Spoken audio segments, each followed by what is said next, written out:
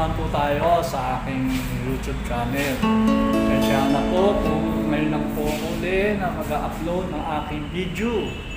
Kadahilanan po, nayatamad na po ako kasi mag-upload dahil nangyari sa channel ko. Wala na pong green dollar sign. Tagal na po.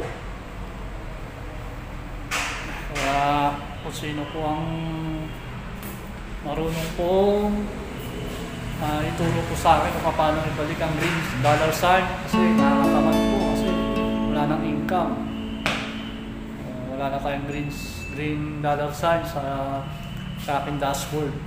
Kaya po, humingi po ako ng tulong sa inyo kung sino po nakakaalam ko paano magbalik ang green dollar sign sa aking YouTube channel. Kahit i-video nyo lang po, i-instruction nyo po kung paano maibalik. Tulungan nyo po ako maibalik ang dollar sign ko sa aking YouTube para mag-upload po ako ng mag-upload kali ng another video.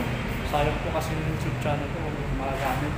Alam po matulungan po ako sa aking problema. Salamat po. Huwag niyo pong kalimutan mag-subscribe at pindutin ang notification bell para sa mga update pa na darating. Tulungan niyo po ako. 5 na.